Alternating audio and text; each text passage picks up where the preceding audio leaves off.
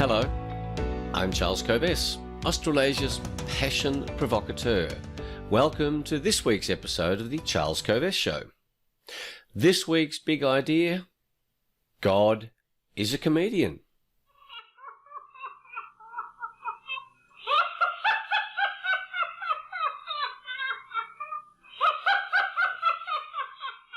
God is putting on a show for us called life. And if we're taking it too seriously, we pay a big price. In this week's show, I'm going to show you a way to have a comic vision about this thing we call life so that you don't take it too seriously.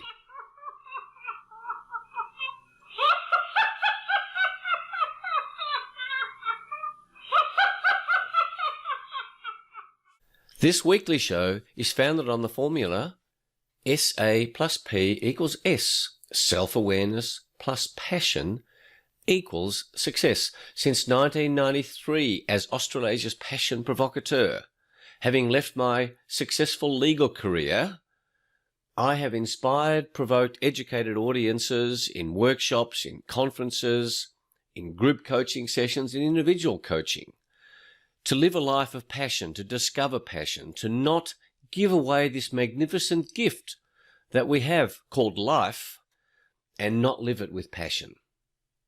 I have written 2 books, Passionate People Produce, Passionate Performance, that explore these ideas in great detail. And the ideas that I have shared with audiences over the past 28 years have had significant positive impact on them. I hope this show has a similar impact on you.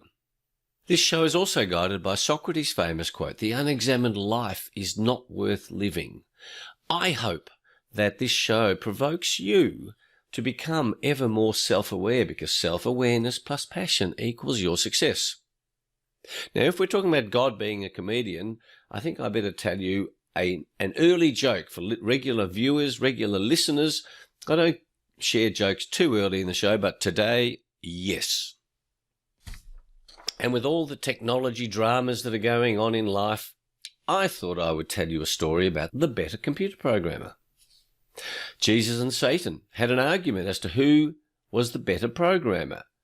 This went on for a few hours until they agreed to hold a contest with God as the judge. They set themselves before their computers and began. They typed furiously for several hours, lines of code streaming up the screen. Seconds before the end of the competition, a bolt of lightning strikes, taking out the electricity.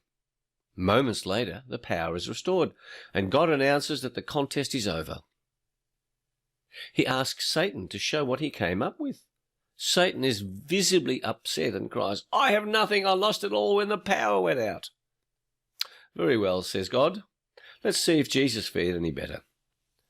Jesus enters command, and the screen comes to life in vivid display. The voices of an angelic choir pour forth from the speakers. Satan is astonished. He stutters. "But how? I lost everything, but Jesus' program is intact. How did he do it?" God chuckles. Jesus saves. Woohoo! So there you are. You can see I'm wearing my red jacket, red the colour of passion.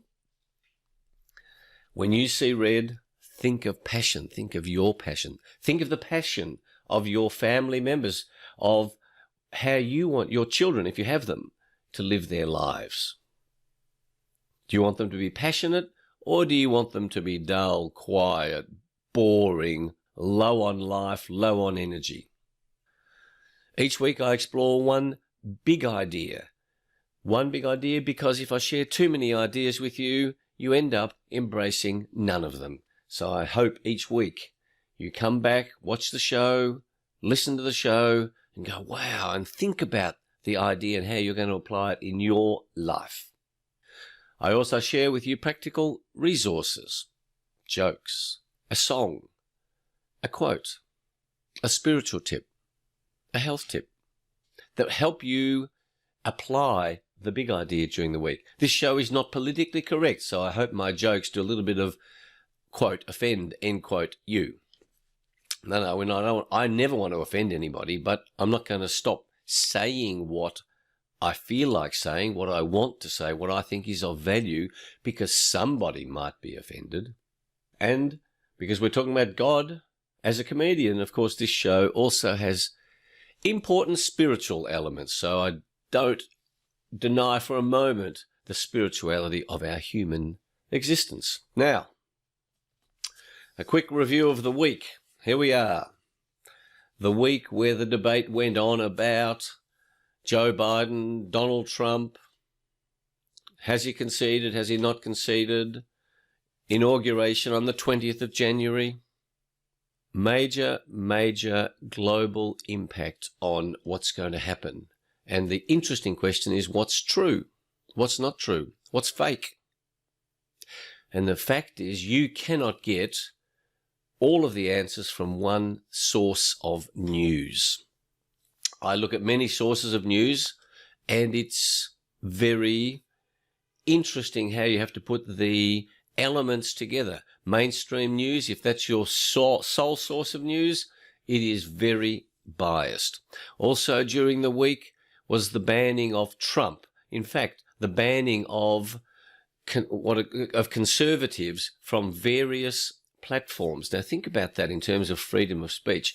I absolutely reject it. And I call on you, dear viewers, you, dear listeners, to boycott companies that want to boycott conservatives. I'm all about freedom of speech. The freedom to say what you want to say. And if you have companies who say, I don't want to deal with you because you're a conservative, I would boycott those companies. I think there's going to be a massive number of companies that will gain great market share by standing in the market and saying, we will deal with anybody regardless of your political views. The conversation in the media is also dominated by coronavirus discussions and vaccine discussions, harm caused by vaccines, claims by doctors that the vaccines are safe. And as we talked about in last week's show, the science around all these issues, are they settled or not settled? Well, I'll tell you one thing that's settled. Coffee is good for me, and I'm addicted to it, and I love certain addictions, and coffee's one of them. I just love the stuff.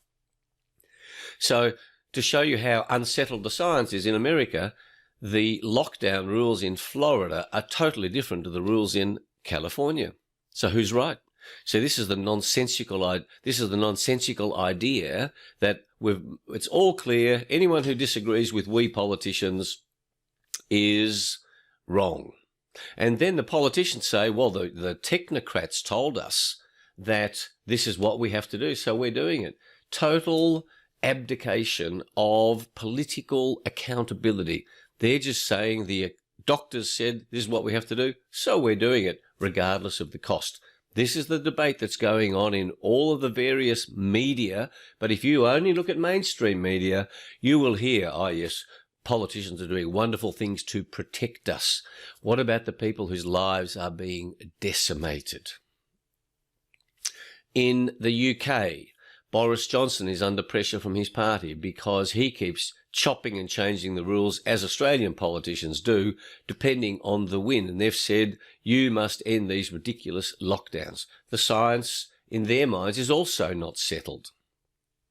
We have to tell our politicians what we think, and you are free, I am free to do that. That's what freedom of speech is about. So I hope as these issues are running around in your mind, you are thinking about what you want to say. Then within your family circles, many people tell me they make decisions, I don't want to go there because I don't want to have the debate. I don't want to have the argument. That's true. Sometimes we have to make a value judgment in particular circles. We don't want to say certain things. But if all of us shut up because we never want to have an argument with anybody, then we are in big trouble. That is my prediction. If we all shut up to avoid any conflict, to avoid any anger, to avoid any possible sense of offense, we are in trouble as human beings. And of course, during the week, Julie and I manage to get exercise done every day, swimming, walking, cycling. Well, Julie does the walking, I do the swimming and the cycling, plus some push-ups. So I don't just do aerobic work. Resistance work is also important for building muscle. Otherwise, as you get older, you lose muscle mass. So it's been a pretty good week with plenty of opportunities for learning. I assure you I've taken those opportunities. I haven't got time to go through what those opportunities were, but I'm amazed when I add up all of the elements of learning that I did during the week. They are quite extensive. I hope they are for you as well. Now, to our big idea for the week. Before I do, I invite you to subscribe to the YouTube channel, if that's how you're watching it. Subscribe to the podcast if you're listening to it. Visit our websites, covest.com for corporate programs and public programs, speeches, conferences, to charlescovest.com to learn about the self-awareness and passion quest. Subscribe to Passion Points to Ponder. You can also get a copy of the 7 strategies for passionate performance from both of those websites.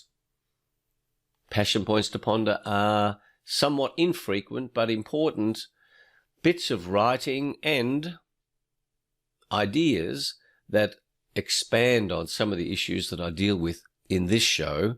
And this show is limited, of course, by the amount of time that I want to take from you. So, my big idea. God is a comedian. Imagine that. God is a comedian, and he's putting on this show called Life. And we're supposed to laugh at it.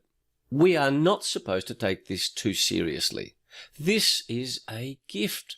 This is an amazing experience that varies moment by moment. Imagine if you went to a show by a comedian and it was all predictable. How bored would you be? So I find most of us these days are taking life too seriously. You have to take certain elements of it seriously, but if your life is dominated by seriousness, you've lost the point. Because think about it. This planet's been around for 4 billion years, 500,000 years. Homo sapiens arrived. We are here, each one of us, for anywhere up to 120 years. I propose to be around till I'm at least 120 years, as I have shared with you. But 120 years in 100,000 years, we are such insignificant pimples on an elephant's bum that to take this entirely seriously just doesn't make sense. And God gives us all of these clues as a comedian. He says, hey, I've created people to be different, to give you material to laugh at. Why aren't you laughing? So you start to go, gosh, what's the point of having 120 years or 100 years or 70 years of seriousness? Are you serious? That is unsustainable. And life, God it doesn't matter whether you believe in God, take the universe, but I happen to believe in God, but it's not a bloke in the sky, but I do believe in intelligent design, not just evolution. When you look at the science on this element of, is it possible that we as human beings got consciousness just through random chance? I'm very comfortable with the proposition that we didn't. So I love the idea that God is a comedian because I don't want to take this experience called life too seriously, because I want to do some laughing. I believe we are meant to laugh and to cry and to be inspired by the show that God is putting on called Life. God has invited us to this show, and here we are for this period, this tiny, tiny period of life in universal terms. Isn't it interesting that comedians who are entertainers make the most money? Great comedians, they give us such joy. And I was listening to a piece of research that people spend more time on entertainment on television than any other genre of material. We want to laugh, but I'm concerned that not enough of us are doing so. Hence the value of this week's big idea to your life. I use humour in my speeches. There is a saying about professional speakers that in response to the question, do I need to be funny in my speeches? The response from experts is only if you want to be paid. People don't want to listen to serious stuff all the time. My commitment to humour is also demonstrated by the fact that I'm the chairman of the Australian Institute of Comedy, which was founded by Pete Crofts. And it was Pete Crofts who inspired me to explore this idea that God is a comedian. He shared with me Voltaire's quote, which is also one of the quotes for this week, but I'll put it in here, and it was this: God is a comedian, and humanity is the audience that has forgotten to laugh. That was Voltaire in the 18th century. Wonderful French philosopher, thinker. I'm the chairman now of the Institute of Comedy. I'm on the committee of the Australian Cartoon Museum. Both of those organisations are on the website. We'll put the details in the show notes. But cartoons also are great opportunities for looking at life in a humorous way. And Pete Crofts has dedicated his whole life to helping people look at life in a humorous way. Now, the problem with political correctness is it's killing the ability of comedians to be funny, because more and more people, the thought police, are coming out and saying, don't laugh. And if you look at communist and totalitarian regimes, there is much less laughter in the environment than there is in Australia. And so killing laughter is part of killing our humanity. And I think God has given us that message that you have to laugh, because if you don't, life is not what I meant it to be. So if you are a comedian, if you like telling jokes, if you like walking on the edge, then I urge you to keep doing so, because shutting up the comedians, blocking cartoons as being politically incorrect, is the beginning of the end of your freedom, because freedom starts to be eroded by blocking freedom of speech. And comedy is a crucial element to this. Now, to get some reinforcement for this idea I'm sharing with you, I want to quote from Philip Adams' wonderful book, More Australian Jokes. And he said this: humans are dignified by doom, defined by an awareness of mortality. As far as we know, no other creature has this essentially tragic awareness. Even those who assuage anxieties by believing in God are confronted by the fact that he is the cosmic comic who, in the greatest of all practical jokes, has provided us with a slapstick fate. Where a handful are condemned to the chair, the gallows, the gas chamber, the garrote, or the fatal injection, God has condemned the entire 8 billion of us to the hospital, the hospice, the car accident, the plane crash, the stroke. There you are. Philip Adams, who doesn't even believe in God, reckons he's a cosmic comic. Rob Sitch is a wonderful, wonderful Australian comic writer, producer. He produced The Castle, wonderful movie, his group. And I want to read this quote from him. In Pete Crofts' book, which is the book of the week, How to Use Humour in Business and Life. Humour is such an important part of life, says Rob Sitch. I think to take humour out of drama is to distort life. I think one of the Australian characteristics, if there is one, is that blokes particularly try to make a joke in the most difficult circumstances. Humour and drama go together in this country possibly more than anywhere else. And that's what Pete Crofts in his work has been doing for over 50 years. And that's why the Australian Institute of Comedy has adopted as its motto, you've got to laugh, mate. You see, all difficulties become easy when you learn to laugh at whatever is happening to you. So,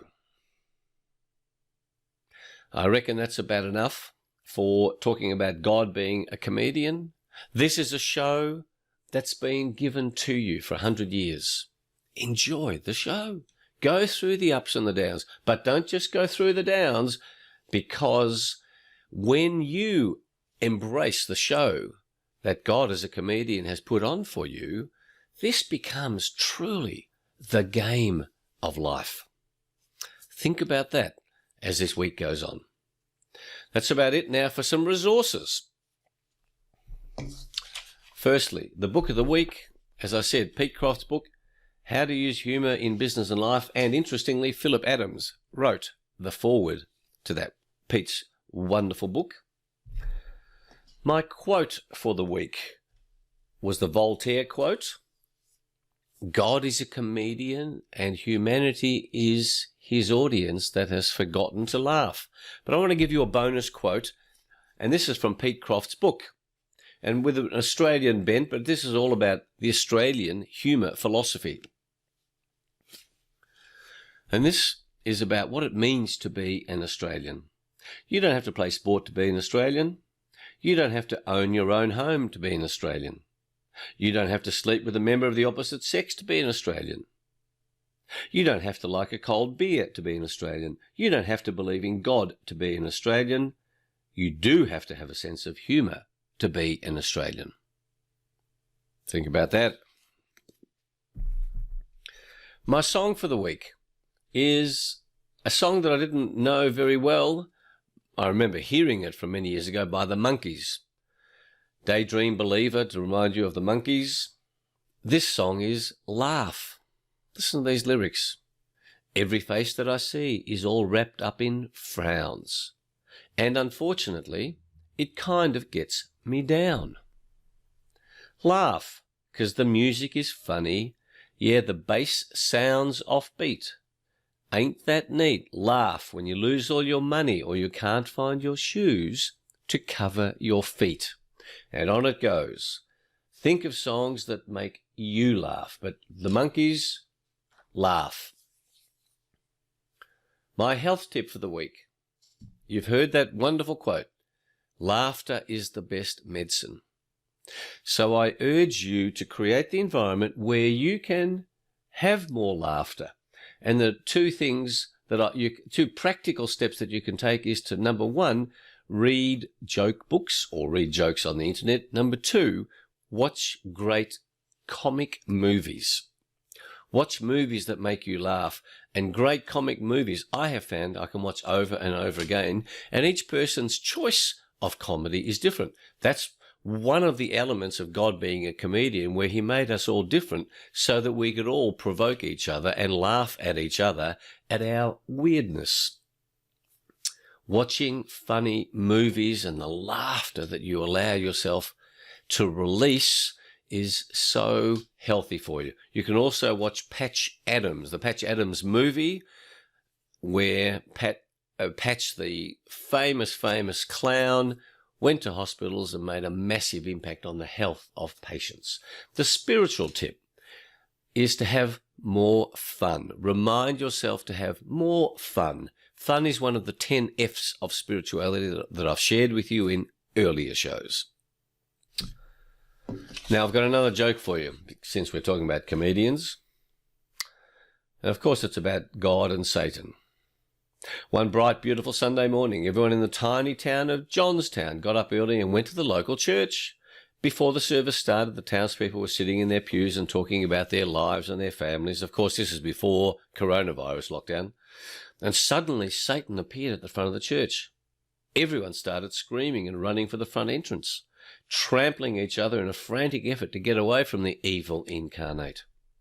Soon everyone was evacuated from the church except for one elderly gentleman who sat calmly in his pew, not moving, seemingly oblivious to the fact that God's ultimate enemy is in his presence. Now, this confused Satan a bit, so he walked up to the man and said, "Hey, don't you know who I am?" The man replied, "Yep, sure do." Satan asked, "Aren't you afraid of me?" "Nope, sure ain't," said the man. Satan was a little perturbed at this and queried, "Why aren't you afraid of me?" The man calmly answered, I've been married to your sister for 25 years. That made me laugh. I love it. I love it. All right. Now I think we're just about at the end. Think about becoming more of a comedian in your life. Think about enjoying this comic show that God is putting on as a comedian. I hope I've provoked some new thinking by you. I hope I've motivated you to discover your passion, if you're not clear about it. I hope I've provoked you to become passionate about humour, just like I am. Or to enjoy your passion for coffee, just as I do. I again invite you to visit our websites, covest.com, charlescovest.com. Subscribe on YouTube to this show or to the podcast. Subscribe to Passion Points to Ponder on either of the websites. On those websites, you can buy my books, Passionate People Produce, Passionate Performance. You will find them most helpful in helping guide your decisions in designing the life that you want to live. And until next week, may you have far more laughs this week than last week. May you start to apply a comic vision to all of the circumstances of your life, and may you embrace with passion the challenges on a day-to-day basis whilst smiling, grateful for this gift that we have given to us called life. Thanks for being with us this week. I look forward to being with you next week. Bye.